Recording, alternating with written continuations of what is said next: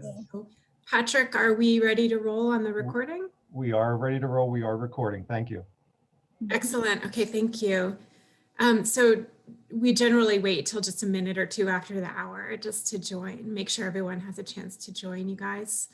So, so I'm Kimber McKay, and I'm the Director of Global Public Health here at the University of Montana, and I'm also a faculty member in the School of Public and Community Health Sciences. And this talk is sponsored by Global Public Health, as well as the School of Public and Community Health Sciences, and also by the Institute for Health and Humanities. And today I'm so pleased and excited to introduce Anne Tezak and Martin Muganga. Anne is originally from here, from Montana, from Sheridan specifically. She earned her BA, in fact, in sociocultural anthropology from the University of Montana, and her dual MA in applied medical anthropology and her MPH in global health practice from the University of South Florida. So Anne currently works at Vanderbilt University Medical Center, managing research projects focused predominantly on inherited cancer predisposition. And she is joined by her husband, Martin Muganga. He is originally from Kampala, Uganda, and he received his bachelor's degree in community psychology and an associate degree in X-ray technology from Makerere University in Kampala. And he works also at Vanderbilt University Medical Center, there in the transplant and general surgery unit. Anne and Martin met in Uganda in 2010, while they both worked for an organization called Prometra Uganda, which is a traditional healer organization. And Anne was a volunteer there as a student intern, and Martin was working for Prometra at that time as a research assistant. So they're joining us as part of our endeavor this semester to present the global public health sector in a multidisciplinary and kind of multi-pronged light, and considering both for today, allopathic as well as traditional healing approaches, and what traditional healing is in a context like Uganda, and what some of the challenges are, and so forth. So with that introduction, I would like to turn things over to you, Anne, and Martin, with thanks. Thank you. Awesome. Thank you so much, Kimber, for that nice introduction. So I probably should have shared my screen a little bit sooner, but you all can see it now, I presume. We're good to go? Awesome. Okay, cool. Well, thanks. So Kimber introduced us, so we won't go into depth on that. Obviously, I'm Anne and Martin, and we're going to talk to you guys about traditional medicine and traditional healer organizations in Uganda, the good, the bad, and the ugly. So we're going to kind of first break down just a little bit about traditional medicine and how it fits into the healthcare system in Uganda as a whole, and then we'll kind of get into the nitty-gritty of the good, the bad, and the ugly, and then hopefully have some room for questions. We do have a couple videos we're going to show to kind of bring about the context of our discussion. Two of them are short, one of them's 10 minutes, but it's a good light on traditional medicine that we can talk about, but until you actually see it, sometimes that I think will be a lot more helpful. Oh, let me go over here on this side. So just really quick disclosure, Kimber mentioned this in our introduction, but I interned with Prometra in 2010, and Martin was employed by Prometra Uganda between 2007 and 2010. So a lot of what we're talking about is coming from our personal experience. And of course, Martin's personal experience as a Ugandan growing up and living in Uganda among traditional medicine. So some of what we'll talk about is of course coming from data and research, but it's also personal experience. I just want to put that disclaimer out there. So just really briefly, to reference everybody, this is the Global Health Seminar, or part of a Global Health Seminar series. So good to reference everybody in what Uganda looks like, kind of from a numbers perspective. You can see where Uganda is located, which I hope everyone on this call already knew. We're talking about East Central Africa. Uganda is a landlocked country, but borders Lake Victoria. It's about 45 million people right now, but there's actually rapid population growth going on in Uganda. It's the 5th highest rapid population growth in the world. So just growing at such a rapid rate. 80% of the population reside in rural areas, so right outside of Kampala and then up into the northern and western and eastern region of Uganda. 21% of the population live below the national poverty line, which we were trying to get what that number is, but it's about living on $1 or less a day. More than half the population are aged below 18 years, so a very young generation of individuals in Uganda currently, which contributes to that rapid population growth. About 35% of the population finish primary education, which is equivalent to about elementary, maybe middle school here in the United States. And then life expectancy is up to about 62 years. So just to kind of set the stage on what the Ugandan healthcare system looks like and how traditional medicine and traditional healers fit within that, just help set the stage for our whole conversation. In Uganda, there's the public or government sector, and then there's the private sector. And all of these are at the national, district, and sub-district levels. According to a recent World Health Organization report in 2017, most of the expenditure on health in Uganda is coming out of the private sector. And a lot of that, as you can see, is contributed to out-of-pocket or household costs. Which is directly in line with traditional medicine that is predominantly supported by household or out-of-pocket costs, since it's not, it doesn't fit within a government system. We're supported by that in any capacity. Also from that report, it showed that most of the distribution of healthcare in predominantly rural areas is by traditional healers, or they say traditional healers / herbalists, but as Martin's going to talk about soon, herbalists fit within that traditional healer type role. But in the rural areas, predominantly traditional healers are the primary healthcare system distributed throughout the region. So looking at healthcare providers across Uganda, just a little bit of scope here. There's significantly less than one physician per 1,000 population, less than one nurse per 1,000 population. There's about 5 village health team members per 1,000 population. These individuals would kind of be like nurse assistant to nurses, so like a CNA type role from our understanding here in the US. And so, but still trained within the biomedical system. So this is kind of the key number here.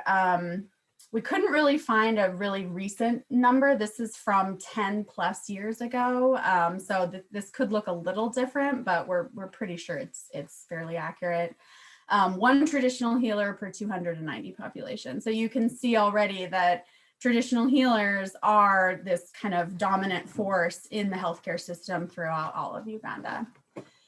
So when looking at this kind of like on a step scale approach, we're seeing that 80% of the population are living in rural areas. We're seeing that traditional healers are making up the largest distribution of healthcare in those rural areas. The private sector then makes up the majority of expenditure on healthcare, with out-of-pocket costs making up that top health expenditure in the private sector, which is predominantly coming from traditional medicine. So 70 to 80% of the population are seeking traditional healers, traditional medical practice for their primary healthcare. And it comes at no surprise based on all this information that we just talked about. So now to kind of get us into what is traditional medicine and kind of have a full discussion on that. Martin's going to tell us a little bit about what traditional medicine is. We'll have a video to show and talk about a few more things. Yeah, traditional medicine, according to World Health Organization 2013, is defined as a sum total of knowledge, skill, and practices based on the theories, beliefs, and experiences indigenous to different cultures, whether explicable or not, used in maintenance of health as well as in prevention, diagnosis, and improvement or treatment of physical and mental illnesses. And then I'm going also to talk about the 5 types of traditional healers in Uganda. So I'll start with the herbalists. Herbalists, they deal in like herbal medicine, and in most cases they get their medicine from like bushes and from backs of the trees, and this picture is like showing everything. This is when we were at Prometra, and they used to come up with like different herbs, and they used to share among themselves. So herbalists have done a great role in Uganda. They have helped to cure diseases like diabetes, like malaria, typhoid, snake bites, like sexual impotence, and others. And then I'm going to talk also about traditional birth attendants. Yeah, traditional birth attendants, they also contribute a great role in Uganda. They help in like pregnant women in delivering their children successfully. And most of the time they use traditional medicine. And in Prometra, they used to come up together and share like information among each others.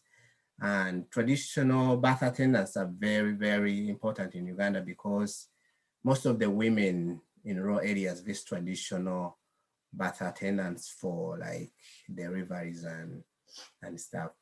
And then we also have traditional bond setters.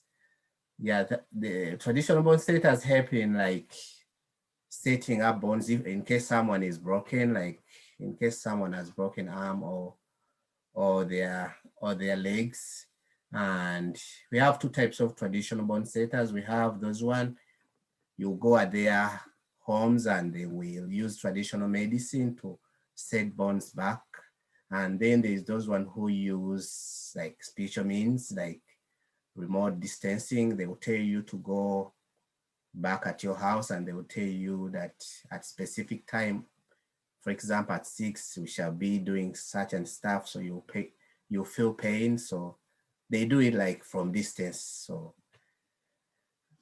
yes, and then we also have traditional mental specialists. And when I was at university, when I joined Prometra, this is the class I used to sit in. They use traditional medicine to cure like diseases such as like epilepsy and schizophrenia, and they use like the way in Western practicing, the way we use like the medicine, they also do the same. They use like traditional medicine to cure like various mental illnesses. And in Prometra, they used to sit together and share information among each other. So,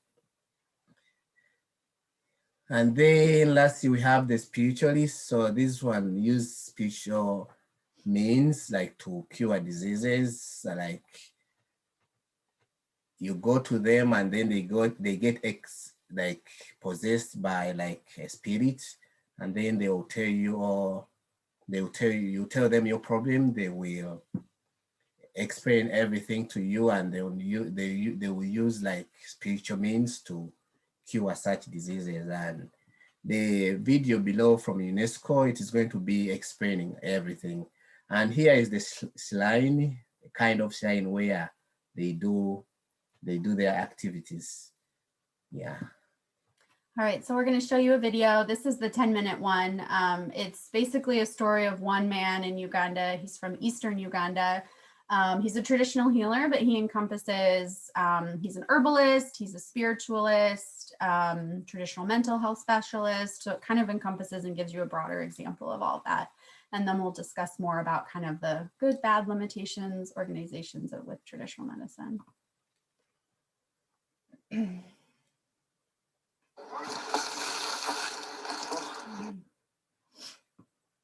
had it where it needed to be.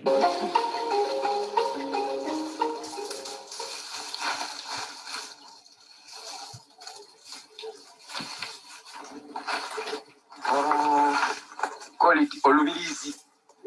Yeah. Guno olubirizi. Kati olubirizi luno singa omuntu omusuta vuga ku mululu. osima emirandira osima ki emirandira roots wamu yagaya kubanga tusobola kusekula mangu omwe yagayirawo so kivumula omusoto omuti gono kyeta oluna namavivi ga mukulu omunene kati omuti guno singa omuntu aba aluzibwa kamunguluzi singa omuntu aba azaire ng'alobeiremu ki ebitani mule munda ebitani so bawandinga eddagala lino wamuba enuma oti wamuwa muba enuma wakola ki wamuwa yanwa wamala wamusiiga oti kugamba dakika nga 3 okamperaano eddagala eryo nasalawo okusimba eddagala eryo nga waliwo eddagala lyonoonya nga tiriboneka nasalawo nga erisobola okusimbika ndisimba kati gyetasobola kusimba nosimba niriroba tugezaako okujja munaani mu disitulikisi endala kamuli bugabula busiki nga tugweta eibombo okuzibikira twaife abasatira okuzibikira mu myaka nga 5 nkaaga so ozibikira wansi waba nga tofuka so omuti guno singa ogusekula nobanga ogunweranga ku kyali amiri ku maadi n'ofumba noono onaalabulwe ofuka bulungi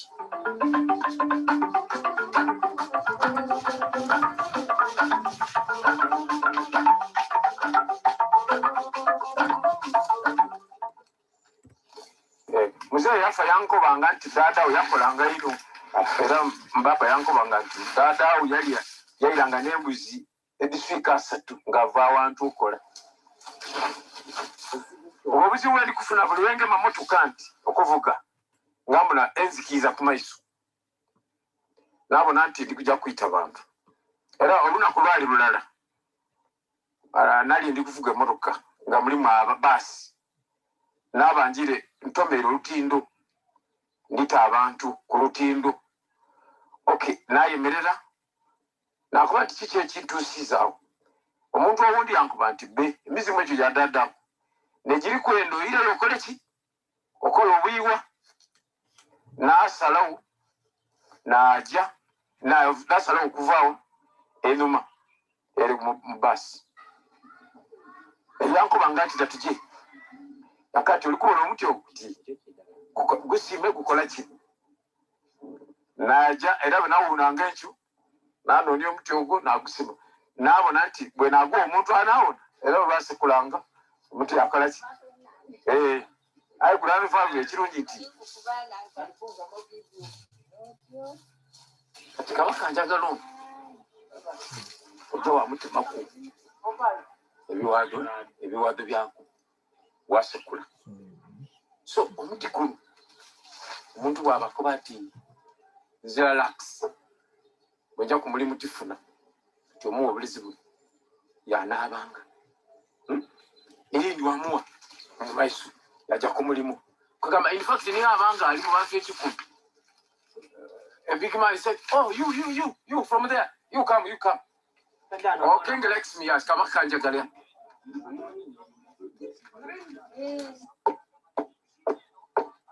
nze ku luuyi olwange ebintu birimu amaanyi kuba birimu amaanyi ino kubanga nze olunaku nsobola okufuna abalwaire nga 10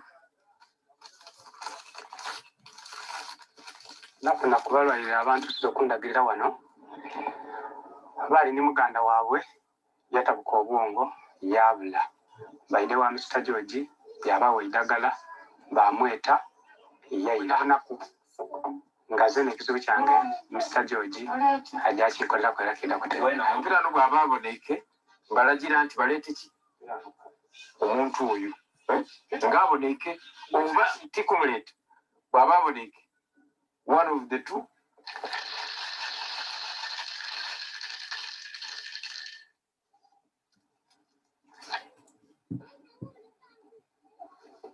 tweyanziza okujja okutulabako eno embuga nga mwogiraba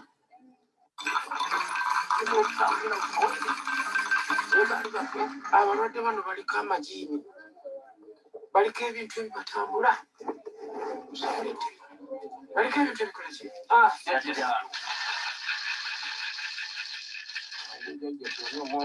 okubalaga ebyo bikolebwa ebyabedda abantu bwetuti bwe twatambulanga nga tulinnya ku gaali zaffe zino lino lejjo baali afune kutambulirako mpola tukole bajjajjaabwe gyabo bwetuti bwe twakolanga bwe twatambulanga zino ziraba zizo ziraba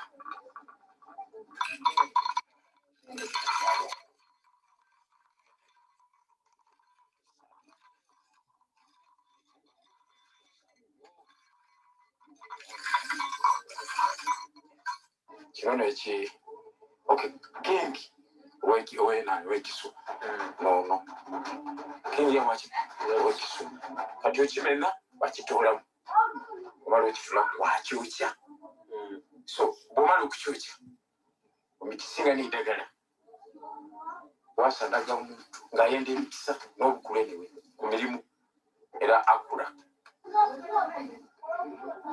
abantu abonabona bw'ojja mu nsanafu kaba kaali otibe kiri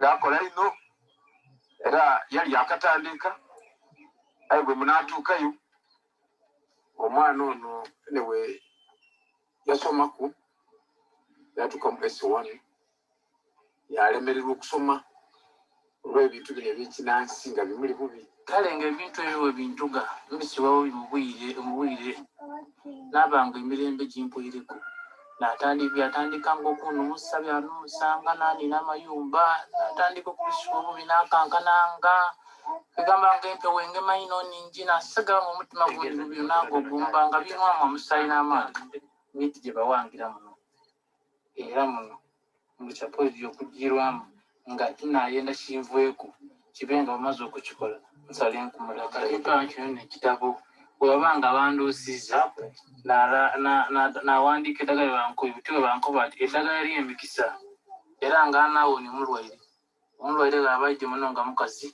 tisobola kumwegwanza kumwenda omulwaire bw'abaidde timusalira ssente eningi dinaamulemerera kwiragano omubi omulungi omulwaire bw'abanga idi amusangaza bulungi era yamutwala bamuganda bamwalina balataawekebayina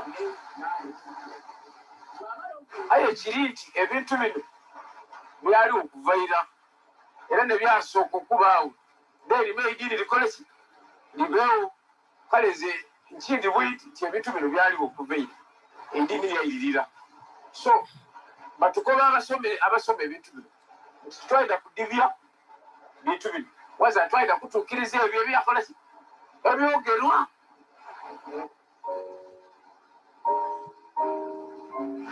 ate era bwekola ebintu bino mukulembeza Katonda kuba neyatukoba nti nja mukozesa eki emiti gino era yagiwa pawa mwerenga Katonda so zera bwe mba nkola kuba nti Katonda andikiriza okole ku mulwaire ono awone enyakusente era yawona nayo yasente.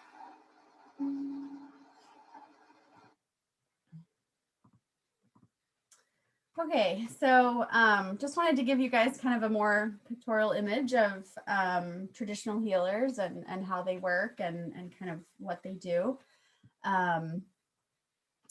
Make sure. So there are organizations in Uganda that directly work with traditional healers. We already talked about Prometra Uganda that both Martin and I have worked with. So Prometra Uganda is one of the predominant organizations in Uganda, and then there's another one called Theta.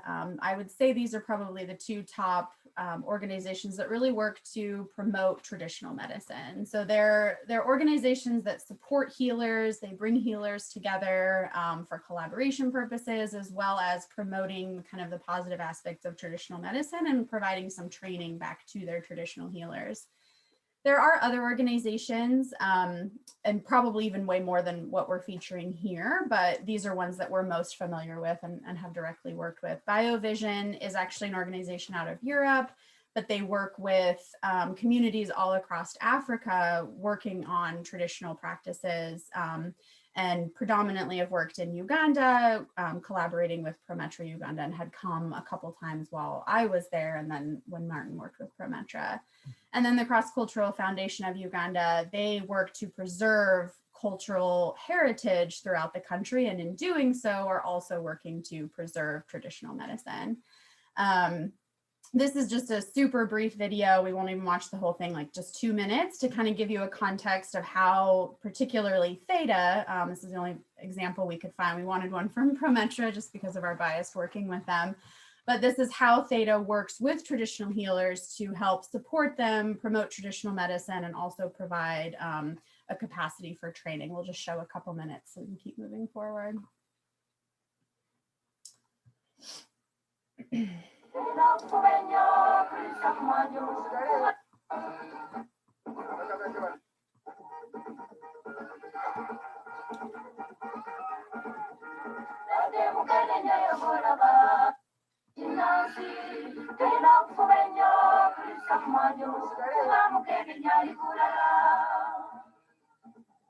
Over 80% of the population in the sub-Saharan Africa seek traditional health practitioners as their first line of care.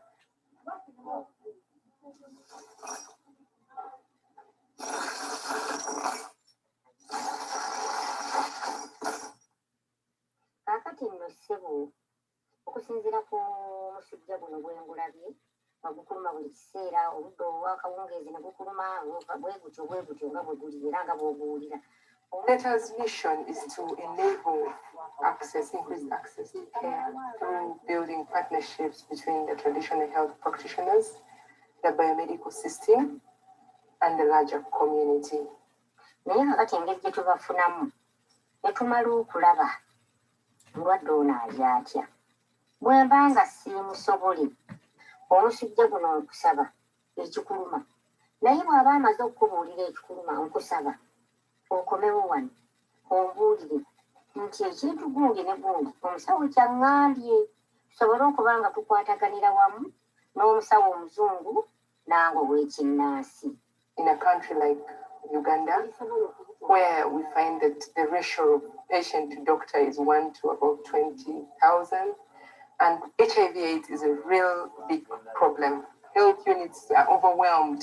Kakati omulwadde bw'ajja, waliyo abalwadde abamu abatugamba nti banduze, naye nze bwe mmala okumutunuulira ne mmulaba nga mulwadde, nsobola okusooka okumubudaabuda embudaabuda yange gye nasoma. Nkomewo wano ompe eddagala oba bo bennyini banampe eddagala. Bwe liba nga omusujja ogwo nga gwakawuka, kubanga tulinayo obulwadde obwo bwakawuka, oba AIDS.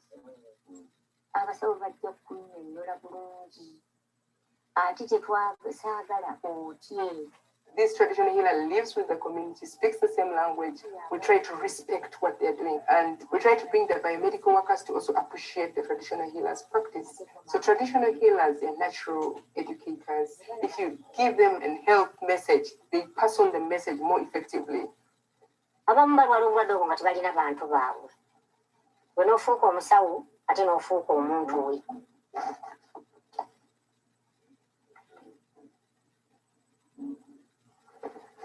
Kakati bino eddagala eririko kano akeeru ojja kusigala ng'olina nekati kanfuulireko lino bwe ndyawulidde bino biri mu kadomola bwe kati ate kati otunuulira langi eno. Abalwadde baffe abo be mulaba abalwadde b'obulwadde obwo tebalina ssente. Ne batugamba muyiyeeyo ka pulojekiti kye muba mukola mugyengamu akasente akasente ako kagule eddagala. The partnership between PETA and American Jewish World Service is very vital. It brings food on the plate of the orphan, a child sees education. So it's really the link between us and our communities. So I would want to be part of this process of trying to utilize the resources within our reach. I always think that we could find a solution as Africans.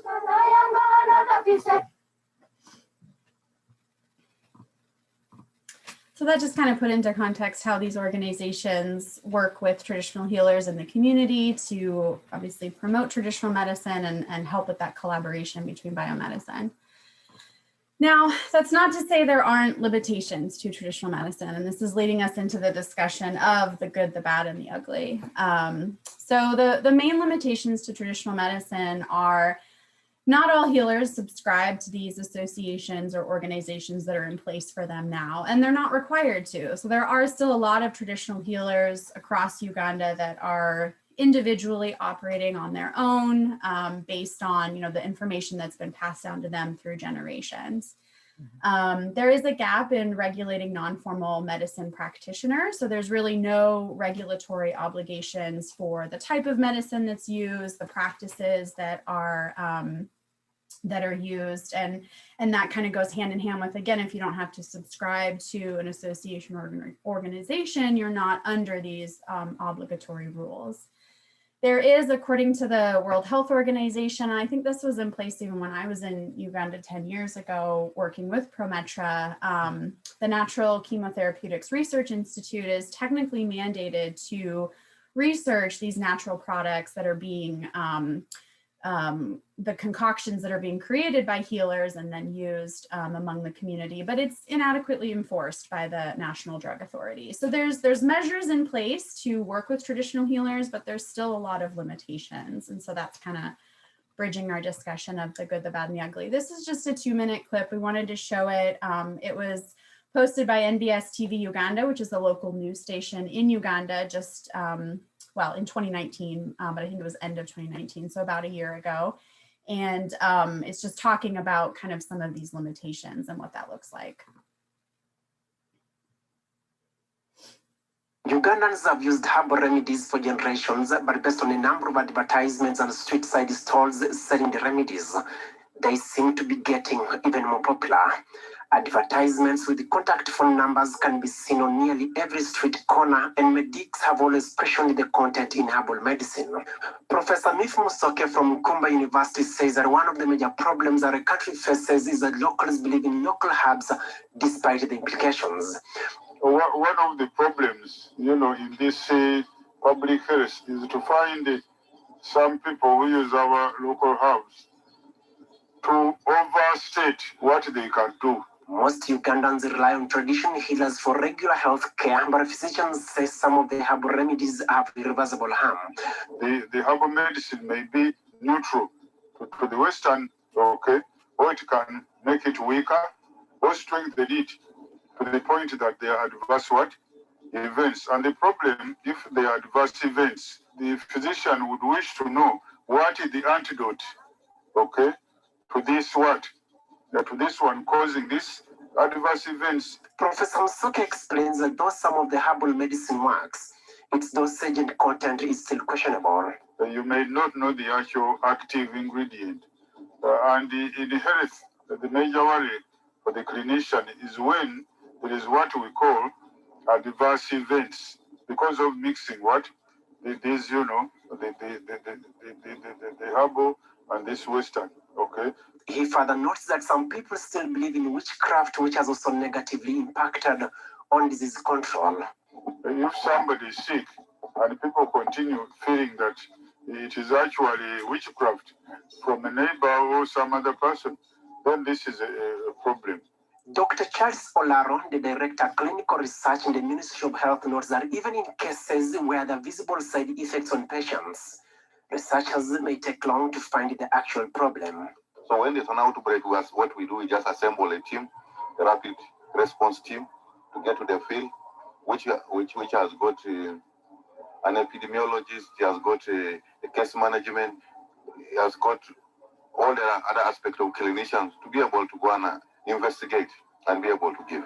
According to a 2005 report from Makerere University Medical School, most of Uganda's population, 70 to 80%, rely on traditional healers for regular health care, most of women who have sexual or reproductive issues.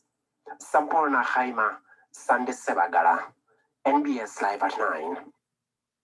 Ugandans have used herbal remedies for generations, but based on a number of advertisements. Great. So that's basically carrying us into the segue of really talking about the good, the bad, and the ugly of traditional medicine. Martin's going to talk about the bad and the ugly. We thought we'd maybe reverse the role of our title and discuss those points first so that we end on a good note. As you can see, there's certainly good things about traditional medicine, but we want to highlight, you know, what is kind of the bad and ugly parts of it. So Martin's going to talk about those. So I'm going to talk about the bad side of traditional medicine. Yeah, our first point was it has creating misunderstanding among families and communities. This is in case an individual will go to a traditional healer for like questions about certain problems, and then the traditional healer will tell him that your father is bewitching you, or your mother did this and this, that's why you are laying behind. So this has caused a lot of misunderstanding among families. And then the next point is sanitation can be poor. For example, packaging of herbal medicine and delivery of care. As you saw in the videos, he was packing traditional medicine in a newspaper. So they still have a problem of like packaging stuff like traditional medicine. And then the third point is on dosage of medicine. The dosage of medicine can be unclear. Yeah, traditional medicine, there's no dosage. Because I remember when I was at Prometra, we used to boil like traditional medicine every Wednesday, and we used to give them to our POWH, but you could see they could someone could take like 4 cups or 1 cup, it wouldn't matter. So another point is referral to the clinics or hospitals does not always happen soon. Yeah, there's some traditional healers who don't want to refer. Instead of like referring to the hospital, they want to keep the patient because they want to get that money. They hold on a patient for like a long time because they want to get money out of him. So sometimes it ends up causing problems. And then misdiagnosis or delayed misdiagnosis or delayed diagnosis. Yeah, they take sometimes a long time to find the problem because they don't have like machines like to check a patient like here in Western practitioners. So that's a big problem in Uganda. Then adverse effects of mixing herbal medicine and biomedicine. Yeah, like someone will be taking like modern medicine at the same time they will be taking traditional medicine. So in that situation, it can lead to like toxins. Like you heard the doctor in the NBS video talking about that. Sometimes you don't know what the ingredients are in the herbal medicine, and that can contradict biomedicine that people are taking. Yes, and then the last point is active ingredients in herbal medicine can be unknown because they don't have like labs to check and everything. Although at Prometra, that's what we are trying to do. We used to try to train our traditional healers at most of the staff. So we used to show them how to like package stuff. Like we used to advise them to refer patients to traditional healers. We took our traditional healers to Kenya to see, like we used to take some of our traditional medicine to Kenya, like to Isipe to get like to be checked like with labs. So yeah. And then I'm going to talk also about the ugly sides. The ugly side is accusation. My first point is accusation of witchcraft causing catastrophic fallout among families and communities. Yeah, has example burning homes and exiling individuals, stroke links. As I I showed you, like I've been watching this in newspapers. Yeah, most people go traditional healers, like most especially the witchcraft, the spiritualists, they tell them that so and so is like bewitching you or doing this stuff. So they create that misunderstanding in communities. When this one come back in the community, he will like start accusing this one, and then people will sideline with one of them, and they will start like destroying their properties. They will start burning their houses, and most especially, most of them, they kick them away from the villages, and that is so bad. And then the next point is spread of diseases such as HIV through false claims to cure ailment. So this is because this is like decreasing. It used to happen a lot in like 2000, like 19 from 2000, like it used to happen a lot, but these days, this is in case of like some traditional healers use like the same leather blade on different patients, and that can lead to transmission of HIV from one patient to another. So, but as Prometra, we used to teach our traditional healers that they're supposed to use a new razor blade on each individual. Then the first point is imposters performing unsafe practices. Yeah, as you know, in every job, there is like quacks. There's some people who just use it to get money. They lie someone that this, like just to get money. And the third point is child sacrifice. Yeah, there are some traditional healers who believe that if they sacrifice like someone, they're going to, like someone is going to get wealth. And this has not happened recently. The last time I saw it happening, because I remember I was at Prometra, it happened in 2006, where one of the rich guy was called Katoka Jubi, went to a traditional healer. They went and got a young boy, they sacrificed him, they cut off his head. But good enough, they were all brought to law, and right now the guy is the rich guy, and all those people who were involved in, they put them into jail. Yeah.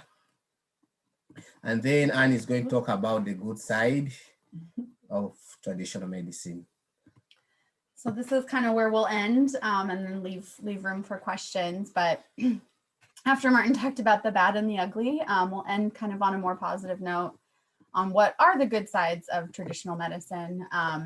Overall, as we saw earlier on in the presentation, traditional medicine is very accessible and affordable, and it's often the first line of defense for most acute illnesses and even critical illnesses, especially in the rural areas of Uganda, but even in the urban areas. A lot of people go to traditional healers first before going on to biomedical practice.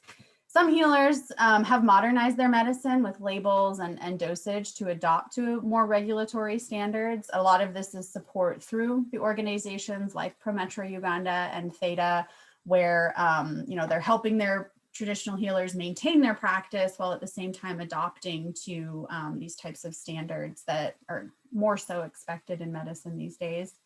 Income generating activity for healers, especially healers that are trained well and do this as their living. It's providing an income generating activity for them to be able to thrive and survive for themselves and their family.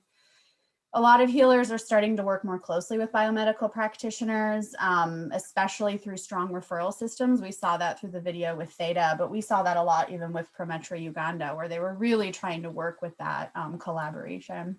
Traditional birth attendants have been a really successful story in Uganda, where they've had a lot of crossover from the healer community into receiving more formal, westernized healthcare training, if you will, and are working then as like registered or certified midwives. So they're traditional birth attendants, but then they've been trained in that capacity to then be considered midwives in the area.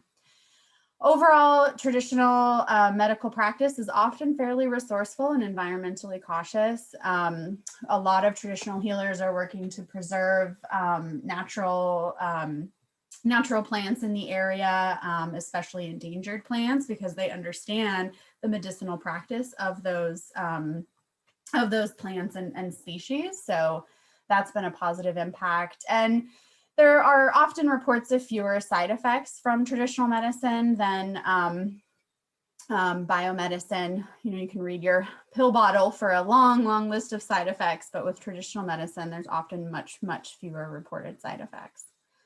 And there's many other points to even the ugly and bad and even the good, but these are just some of the main ones that we wanted to highlight.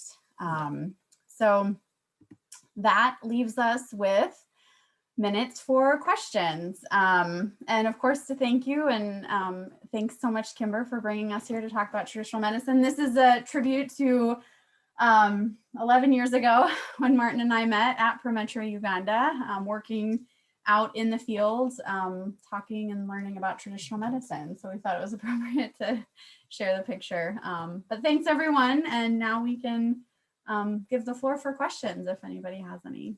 Yeah, thank you so much for listening. And Martin, I liked that you shared some video clips to give people some visuals, maybe who haven't spent time in sub-Saharan Africa or places where people do rely heavily still today on traditional healers. So that was really interesting. Thanks. And yeah, sometimes it's easy to talk about it, but until you visually, I'm a visual learner, so until you visually see it, I think that can be a little bit more helpful sometimes. Yeah, and also just to show the recent news clips to help people understand, like, this isn't part of the quaint past from the colonial period and, East Africa. This is today in the news, probably, on a weekly basis in Kampala, different interactions people are having, good and bad, with traditional healers and attempts the government is making to standardize practices and so forth. So if anybody wants to type a question in the chat box, I'm happy to read it, or you can also just turn your mic on and ask a question. So I'll be quiet in case somebody wants to volunteer a question.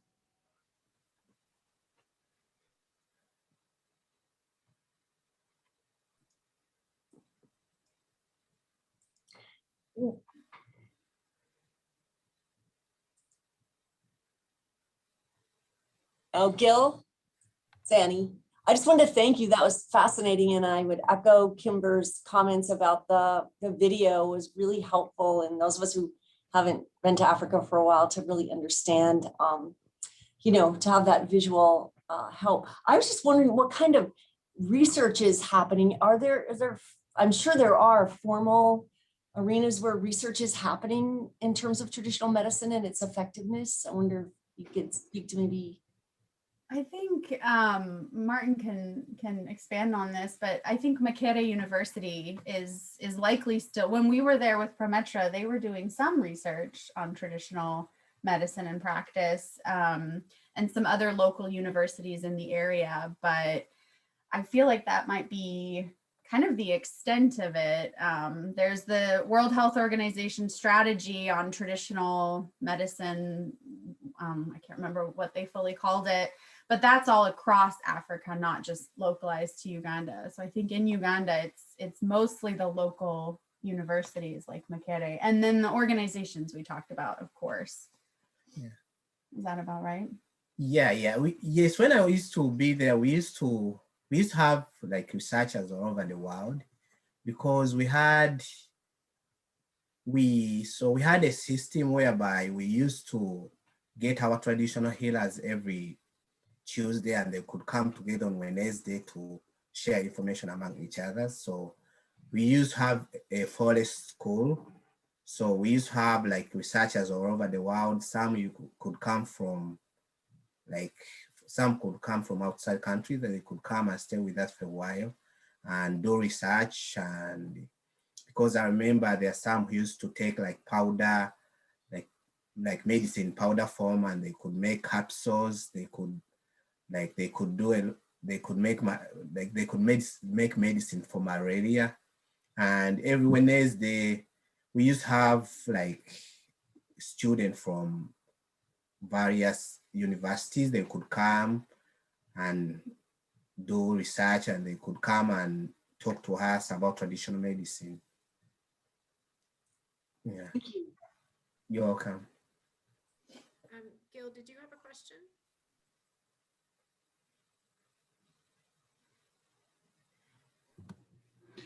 Yeah, so thank you, Ann and Martin. And I appreciate outlining some of the issues in terms of the bad and the ugly that you shared with us regarding traditional medicine systems there in Uganda.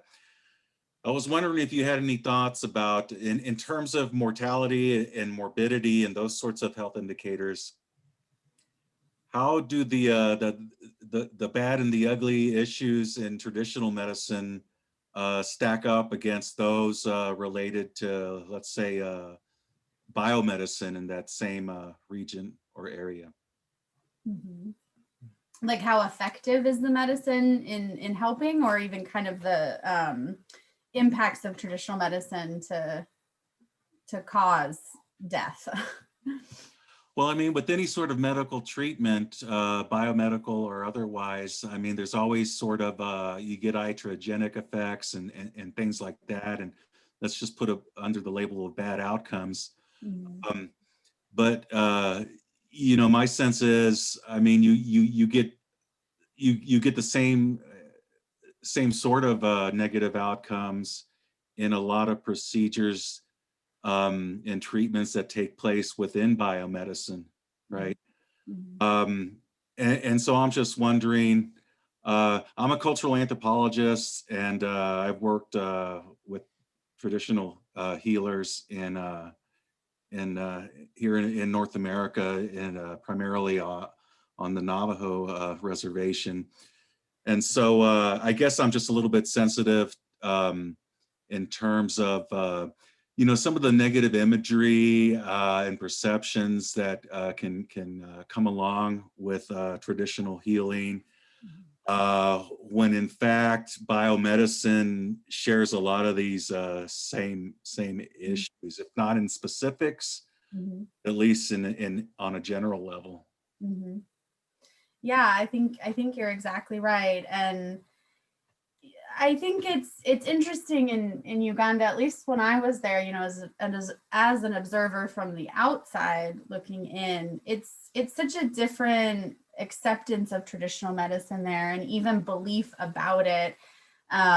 People, they rely on it so much that I almost would see more superstition or worry about biomedicine than you would traditional medicine. As far as like hard research, there's just really, I don't think a lot on that. We did find one paper that really talked about like the chemical compounds of traditional medicine. It was a very small case study in a part of Uganda, and was talking about toxicity and everything like that. But I think just in general, people are just a lot more receptive in Uganda to traditional medicine, and that's why you're seeing the majority of the population using that as a first line of defense against acute and even critical ailments. So even kind of ideas about if something bad comes from the after, the fact of using traditional medicine, I don't even know how much people would relate it back to that traditional medicine itself, because they saw that as a good force in helping them, and rather it might be something else that actually that they're thinking, caused the issue. I know that's a weird roundabout way to answer your question, but that's just kind of what I saw. It's just a lot different than here, definitely. Yeah. Thank you. And I mean, having spent time studying this and the way that Ugandan people in particular talk about traditional medicine and how it appears in the media, there are sensationalized reports in the media that are just as attractive in that setting as, sensationalized media stories are in our setting. So, the sort of local equivalent of the National Enquirer is sometimes carrying stories about, this and that having to do with negative things that are done by traditional healers or what have you. So, I mean, besmirching the reputation of traditional healers, I would not say is something that isn't already happening from within Uganda from certain elements. So there's that too, in addition to what Anne Anne's talking about, but yeah, it's a very interesting set of perceptions, which, as Anne said, is counter to what you might anticipate here from our sort of mainstream American one. I'm just noticing in the chat box, there is a question from Carrie Harris. Professor Harris asked, what are your additional recommendations to maximize the positive value of traditional healers? A good question. And I think we'll have to end on this question once you have a chance to answer it, just in the interest of time. You know, I think in my perspective, and Martin can talk to this, you know, as an outsider, again, looking in, I think a lot of it is trying to shed light on what are the positive aspects of traditional medicine. And the biggest thing is that the majority of Ugandans, you know, we're really speaking to Uganda, but you could talk about it in some other countries in Africa, but in Uganda, people use traditional medicine on a regular daily basis, whether they talk about it or not, but you just see it as part of society, as almost part of this daily routine. And so I think kind of talking about normalizing it is an important thing that we need to do, you know, it, especially in an area where it's part of the culture, and it's also part of what's accessible to people. And so talking about it and normalizing it is important. And then speaking about the organizations that promote traditional medicine and work with them. Prometro Uganda is a great example, and Theta, the two that we predominantly know, they do really great work with traditional healers. And when you can see that on the ground at a grassroots level, you really see the impact of how powerful those collaborations can be, and how that can work to the benefit of the healers and the community and the country at large when you see this partnership and collaboration. But I think shedding a positive light on traditional medicine is important, because like we were saying with Gil's question, there's bad things about biomedicine, absolutely. So there's going to be bad things about traditional medicine, but shedding light on what is good is important. Mm-hmm. And another point, the point I could make, they're trying to improve traditional medicine, like Prometra in Impigi district where we were working. We used to have those traditional healers who used to come at the site, like to share information among each other. So like Prometra, we were funded, and we used to take our traditional healers from Mpigi to Kenya, we used to take them to these labs and to see how Kenyans we are doing with traditional medicine.